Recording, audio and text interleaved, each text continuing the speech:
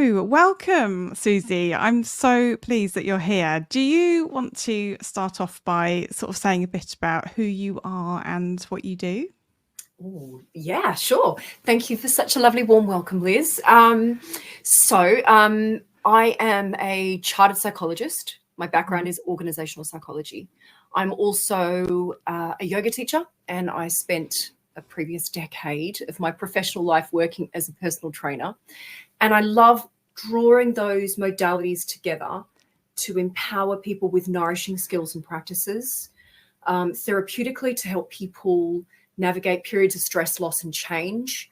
But from a coaching perspective, it's all about healthy habits. So it spans the spectrum of survival mode to flourishing, which is just the nature of the human experience, right? Absolutely. But qualifications aside, and I really mean that, it was becoming a mum at the same time as witnessing my father's decline with motor neurone disease that makes restorative practices and self-care and self-compassion something that's really close to my heart. Yeah. And it's often those sorts of experiences, isn't it, that really sort of gives us that opportunity to look at what we're doing and how we're doing things, life in general, but also sort of how we look after ourselves, isn't it? Absolutely.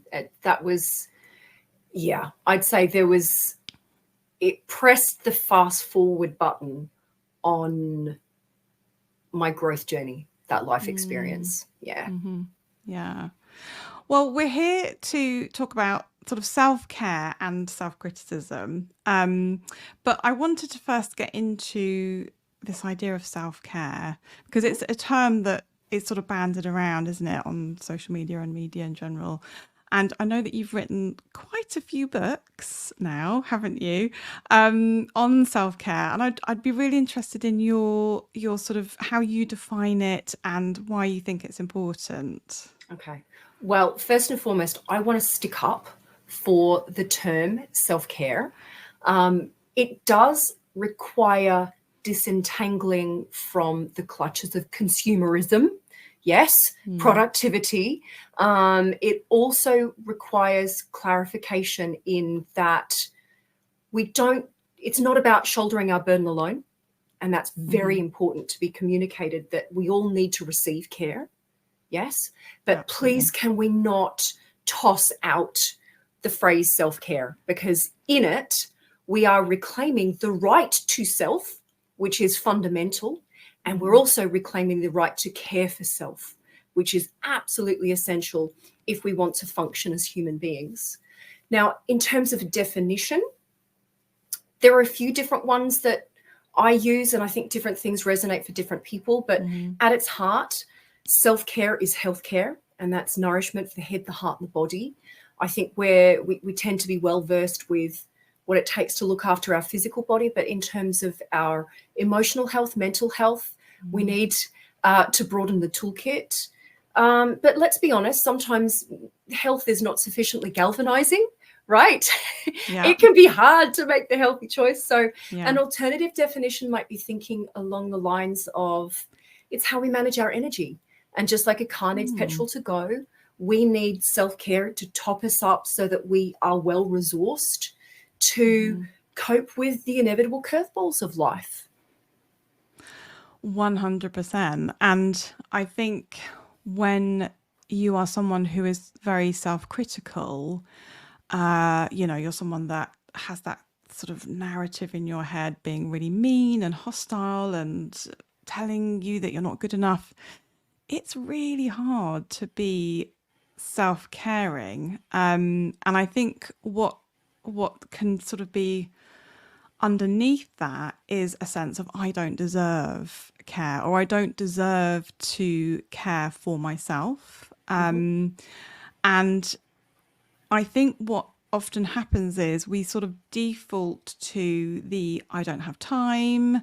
Self-care is it takes up too much time. It's a waste of time, and you can end up sort of not seeing the value in it. And those sorts of beliefs can be real blocks, can't they, to being self-caring. And I wanted to talk with you about your new book, Rest to Reset, which I love. And in it, you talk about the myths around rest. And I wondered if you could say a bit more about what you think the myths are around the whole self-care and rest idea. This book was so pivotal in my understanding of people's relationship with themselves via self-care, via rest, because this Rest Reset, I think, is my 8th book. Wow. So I've been talking for about a decade about self-care, right? And when we first started having that conversation, people were nodding in agreement, going, oh, that's interesting. It was fresh. It was new. I mean, sure, the media was saying it's a buzzword, it's a fad. But actually, when you take a look at its roots, this is all about, how we can sustain ourselves so that we can keep giving and keep going. And it was originally used in the context of workers in high-risk roles. Right. We're talking crash investigation unit. We're talking nurses, surgeons, right? Yeah. But I think what we've learnt in the last couple of years is that no one is immune from these periods of squeeze, right? We all need it. But so in the last decade, you're right. The default response has been, I don't have time. I don't have energy. I haven't got the disposable income. And I get it. There are some self-care practices that require an investment of all of those things. But for anyone that's been following me, you will see that I offer a plethora of realistic, doable, potent practices that you can do in 30 seconds or 5 minutes, or it's a lens through which we see our day unfolding, right? None of this stuff takes extra time or energy or expense, and still people feel like they're unworthy of it. Yeah. And I think it comes down to, and I think rest was really the thing that made me realize just how phobic we are of being seen as selfish, because people would volunteer that they've spent all day lovingly tending to the needs of others. And yet, even when they give themselves a few minutes to just take a couple of relaxed breaths, there's this sense of it's not okay for me to do this. That's selfish. How on earth can that be selfish when you've spent 99% of your day outward focused? It's that we've become so, phobic of being seen as tending to self, like self is a dirty word. And what you spend quite a bit of time at the beginning of the book talking about the sort of wider societal stuff in terms of sort of some kind of ideas about why are we all feeling so depleted, and sort of why we feel so rest starved. And you talk a lot about did you call it digital burnout or virtual burnout, which I thought was really interesting. Can you say a bit more about that? Yeah, I think this is what we learned during the pandemic, right? We were getting an awful lot of sedentary rest where we were sat in front of screens. And I think it would be fair to say that no one came out of that experience feeling terribly well rested.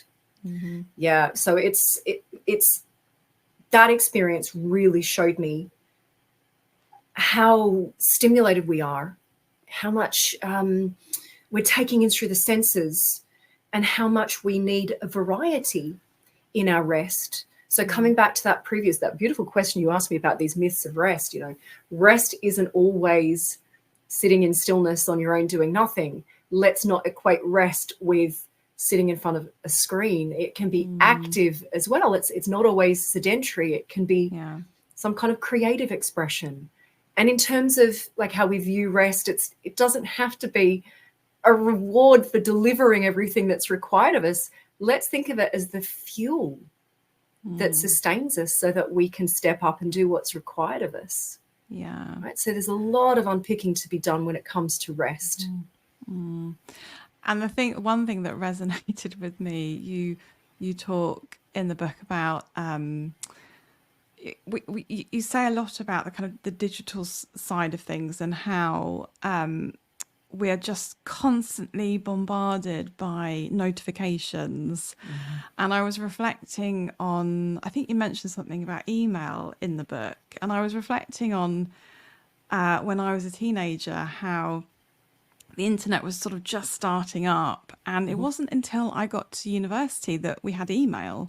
But to access email, you had to go to the library and get on a computer. It was just completely different. Whereas now, our kids are, it's all on a little screen. And I think we all really underestimate the impact of that on our ability to rest, don't we? I mean, it's always, the kind of sleep hygiene stuff around don't have a screen in your bedroom, etc. But nobody really takes much notice of that, do they? I think you're so right. I had the same experience, Liz. And it's interesting just reflecting on how much things have changed. And it's not just the volume of communication, it's the volume of information that we now consume. It's how contactable we are.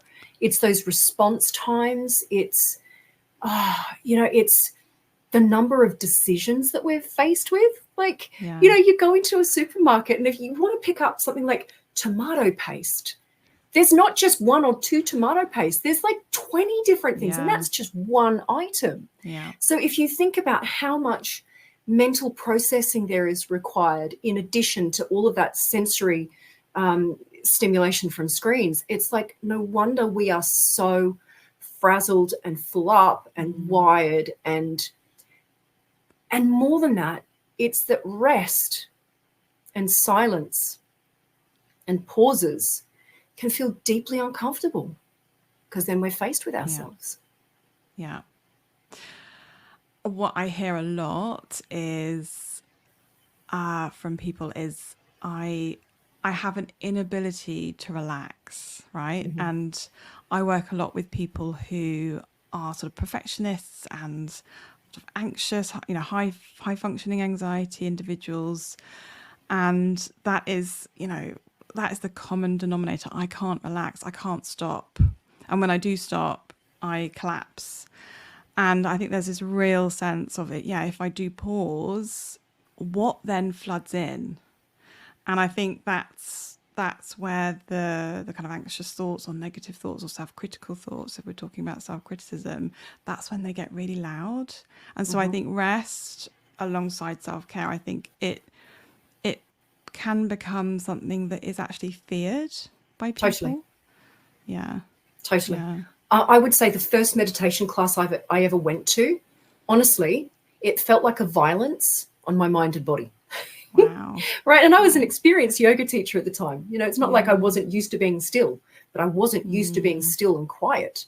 And, it was, the cacophony of memories, sensations, thoughts, feelings, it really was overwhelming. Right. And for people that aren't well versed with this, let's use a little process of titration, like drop by drop.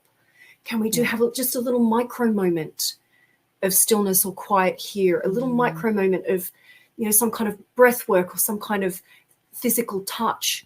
It doesn't have to be, let's clear the mind. I mean, the mind is designed to think, just as your eyes are designed to see. I think we've got some unhelpful associations with what rest means, what relaxation means, with what healthy thinking is, even healthy emotions. It's not about feeling happy all the time or thinking only constructive thoughts, right? Yeah. So again, there's so much to unravel and so many associations that actually get in the way of us moving from doing mode into being mode. Yeah, 100%. And one of my favorite quotes in the book, I'm going to read it out, is energetic bankruptcy serves no one. You are worthy of great tenderness and care. Can you explain a bit about what you mean by energetic bankruptcy? Oh, that's the best way I can describe how I felt in my transition to motherhood. Okay. Right? Yeah. So when I became a mum, it was when my dad was on life support, and it was like this collision of enormous life events where effectively we were mourning Dad. He survived for 15 months. It was a drawn out chapter, but with no clarity. There was never a diagnosis for him, so no sense of clarity on what was going to happen. and at the same time as becoming a parent, and this desire to give every cell and fiber of my being to my little girl, because that's what she deserved. And yet, you know, I learned bloody hard and fast that my depletion served no one. And I had to become really skilled in taking care of myself in a totally different way, because my needs had vastly changed. And what was available to me was a completely different landscape. Now that I was in that collision of life events, right? So energetic bankruptcy, that was it. I just felt like I'd put my finger in the plug socket, and I was just, everything was fried. And it was a matter of, and again, this is where rest to reset comes from. It's like, from that place of depletion, so many of the things that we would normally do require energy. And I didn't have any of that. So I feel very passionate about empowering people with practices that they can do even when there's nothing left in the tank. How can we receive light and life? And that receiving is interesting, isn't it? Because from a self-compassionate perspective, so I in my work I use compassion-focused therapy, and that is basically, it's helping people develop a part of themselves that can be kind and supportive and encouraging towards themselves. But we talk about like the flows of compassion, and one flow is sort of outward, which people are very good at, you know, looking after others and being empathic and sympathetic and things to other people. But the flow from others to a person who's particularly self-critical, for example, it's so difficult. It's so difficult to receive. And I think rest and self-care practices, that is about receiving care for yourself, isn't it? And I think there can be so many blocks and excuses around that. Yeah, I agree. I think there are a tremendous number of invisible barriers that we've got to bring to the light, because we've come to associate a good human being with a selfless human being. Yeah. We must be selfless. We must self-sacrifice to be a worthy human being. So how on earth can we receive if that then makes us bad? How can we receive when also, you know, if you look at how we raise children, it's that their worth is dependent on how compliant and convenient they are. Yeah. And to that end, we come to learn that having needs and voicing needs and asking for our needs to be met, well, that makes us troublesome. And emotional expression, well, that's inconvenient, isn't it? Yeah. So it's all tied into this feeling of it's not okay to need, it's not okay to express ourselves. It's if it's not okay to need, how is it then okay to receive? Like that's even further down the track, right? So we've got to come right back to the source of understanding that our worth is not dependent on how productive or effective we are as human beings. It's inherent in our existence. Yeah. And I think someone who tends to be self-critical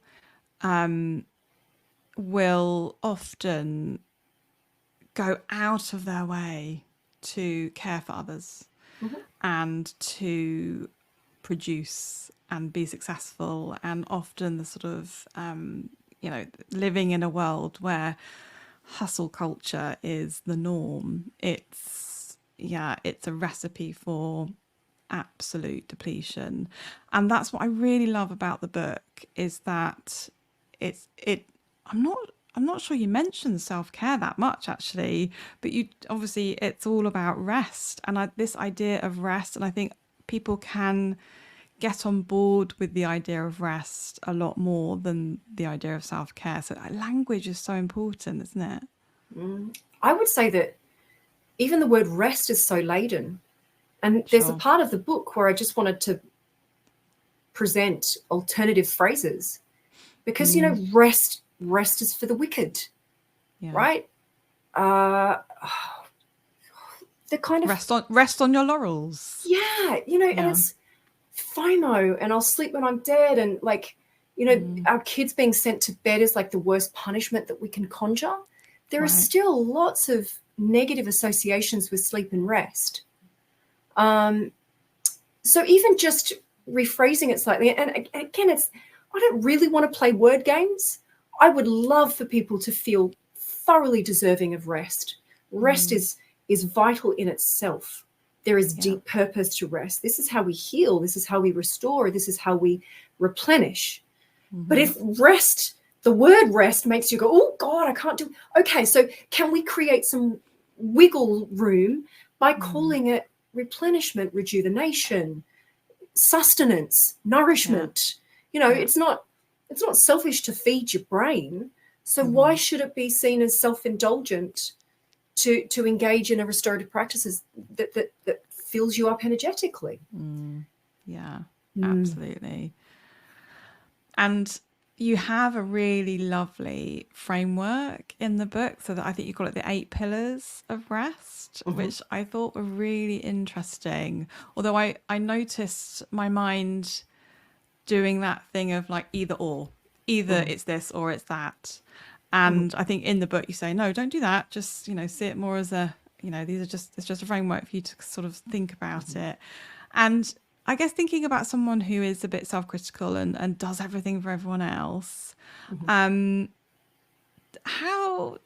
might someone like that use those pillars, do you think? If what gets in the way is, I don't have time, and, you know, I'm not worthy, or I'm undeserving of rest. How do you see that? I'd come back to how we define rest, right? I think just having a working definition can be really helpful. And that's where I wanted to provide just a slightly different take on things. So rather than the normal connotations with rest, I wanted to make sure that rest it's about restoration, right? It's about bringing us back to balance. It's recalibration. So my definition is we use rest to reset, to bring ourselves back to a sense of harmony. So to that end, it helps to think about, well, what kind of environments have we been immersed in? How have we used our mind? How have we used our body? What would help us bring us back to a feeling of peace? And for people that are feeling resistant to that, it's like, well, what benefit is it when we're depleted or conflicted or frazzled? How can we be of service to anyone? What's the point of that? So it's remembering that this is how we resource ourselves. But that in itself is really difficult. Like, where do we start? And I can remember, you know, in the hazy of those early months with my firstborn, thinking, I'm a psychologist with like a decade of professional experience. I'm a yoga teacher. I'm a personal trainer. Look at the toolkit I've got for head, heart, and body management, right? And even then I was kind of like, I'm all out. I don't know what to do, right? Because I needed someone to say, sweetie, try this. Okay, maybe you can't do the yoga practice, or that yoga practice that you used to do doesn't serve you right now, but lie down on your mat and have a sleep, right? I needed the dispensation. So that is the voice, that kind voice, that coaxing voice. I wanted it to speak to people through these 8 pillars of rest, which will help people identify what kind of nourishing action will bring them back to a feeling of peacefulness. Yeah. And can you give us some examples of the pillars? Yeah, I'd love to. So, yeah, and this is available. There's a free download of the 8 pillars of rest on my Instagram bio, because I want everyone to have access to this. This is your roadmap back to a feeling of peace and tenderness. And we're all deserving of that, even if you don't believe it. And here's the thing. Don't wait till you feel deserving. Do it. And from that tender action, a feeling of worth comes. Okay, let's plant that seed. But let's have a look at these 8 pillars. If I can just briefly mention them. We've got movement and we've got stillness. So that's taking a look at how we've used our body. And like you said, it's not like movement is better than stillness. It's just, what do we need? What have we been doing? Yeah. And then we have stimulation or a break from stimulation. And in there, it might be maybe there has been a lot of stimulation in your day. You don't necessarily want an absence of stimulation. Maybe you just need stimulation of your choosing. Or actually, maybe we do need a bit of silence. There's always room for silence as well. And then the next one is sort of looking at energy. And I think, again, this is where we sort of unpick our associations with rest. Sometimes we do need more energy. And actually, other times we need a dissipation of energy. If we're feeling really that zingy, kind of anxious energy, it's not always, we need to let go of some. Yeah. And for anyone that wants some practices that will help them relax, we can definitely check in on that. We can actually do a physical practice together, but just making a little mental note of that.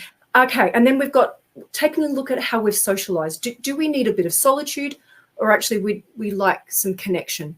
And maybe the connection takes different shapes. It doesn't always have to be in person. It could be sending a postcard. It could be sitting next to someone on the sofa and holding their hand. It could be sitting with a cat on your lap.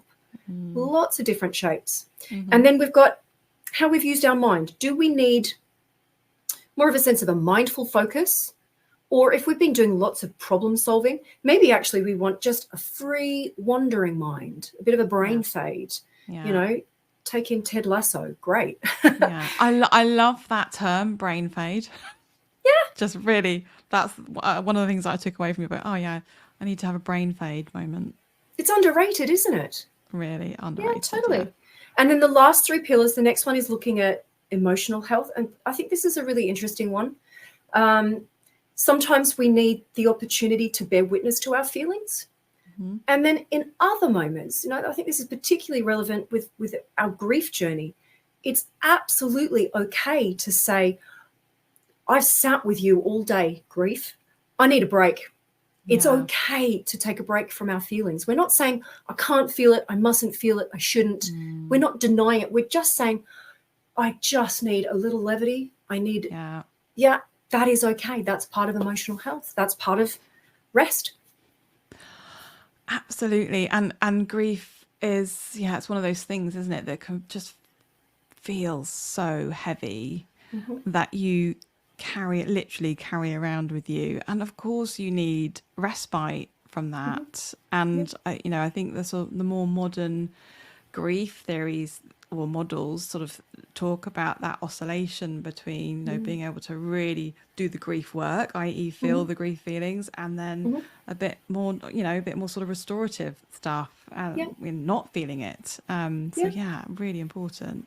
And it's also acknowledging the fact that we're still embedded in a life that requires us to do things. Yeah. So it's like, how do it's this dance of, yes, I want to bear witness, but actually I've got to give a corporate talk in 10 minutes.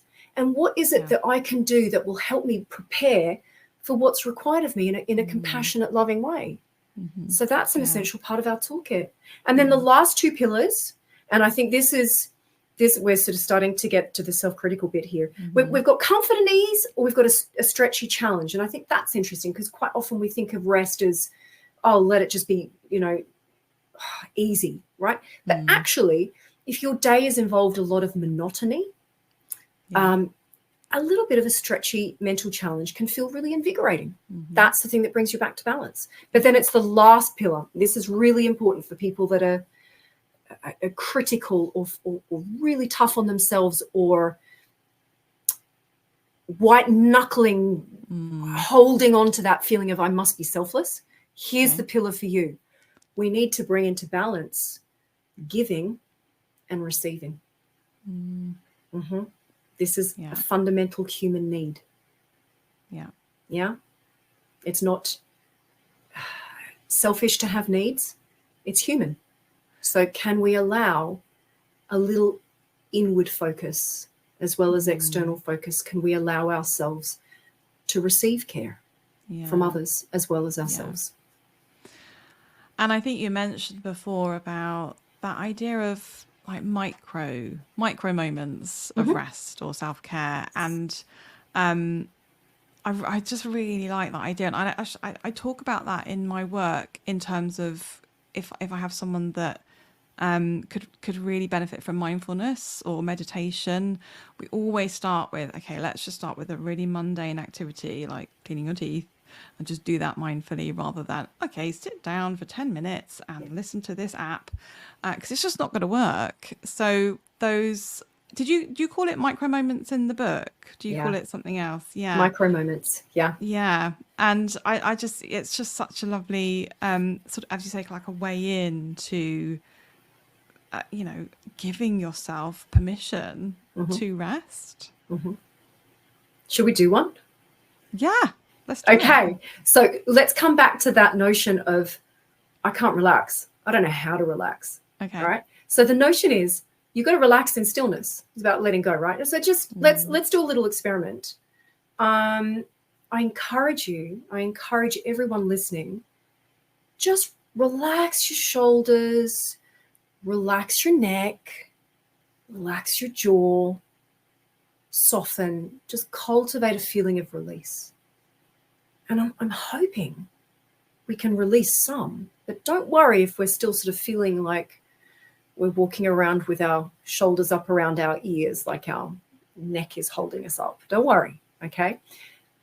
Because we're going to do something that will be far more effective than trying to relax in stillness, okay? Try this with me now. This is a little micro moment called the shrug and sigh. So let's make a gentle fist.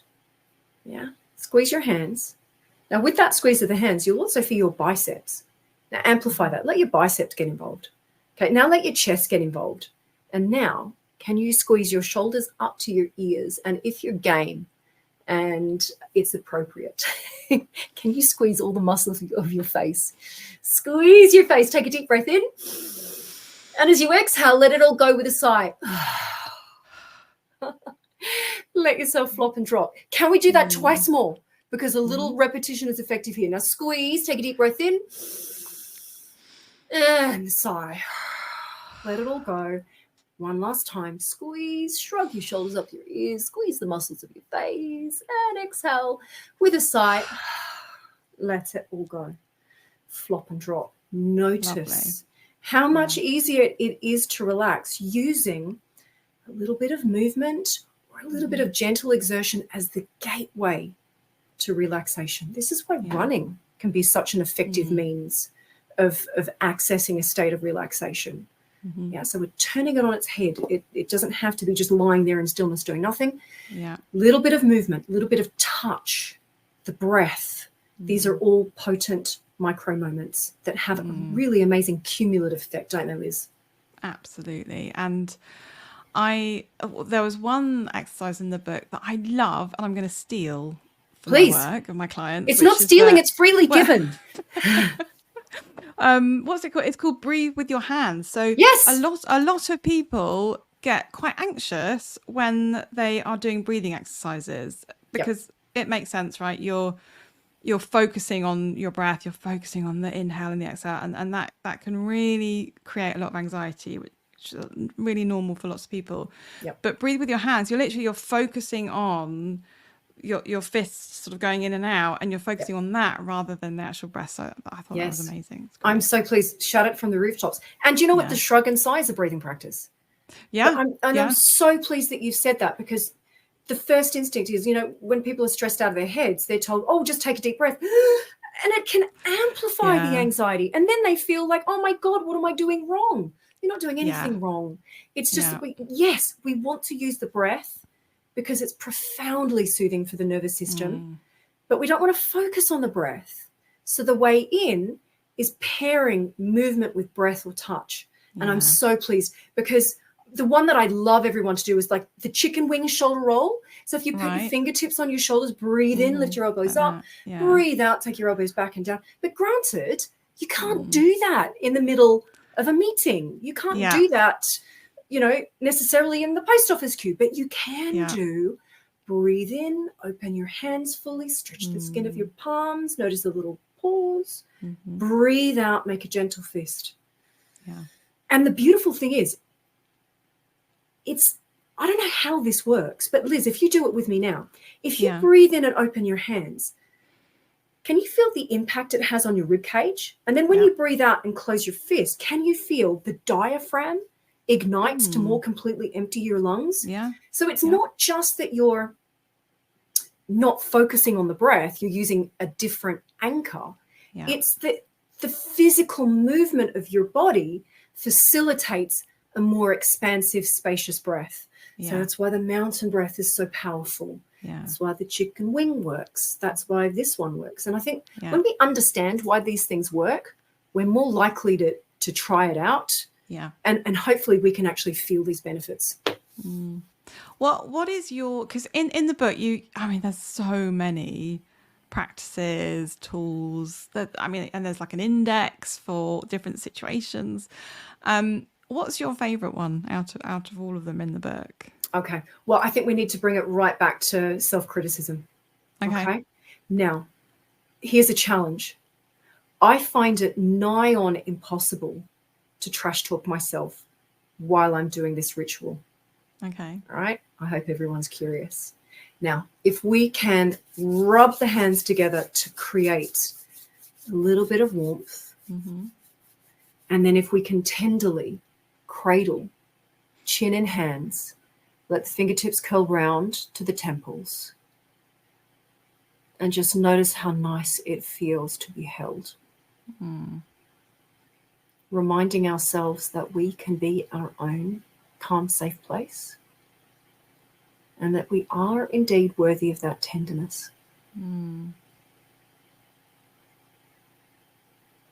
then release, and we can re-enter our day and allow that feeling of tenderness to lead us. Yeah.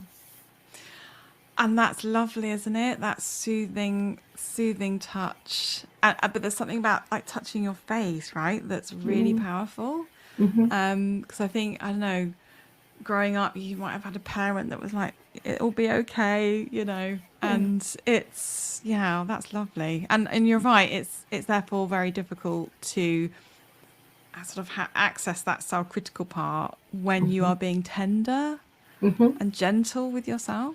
Yeah. And if we can couple it with, here's another little hack. And I think these hacks can be so, like, let's have fun with it.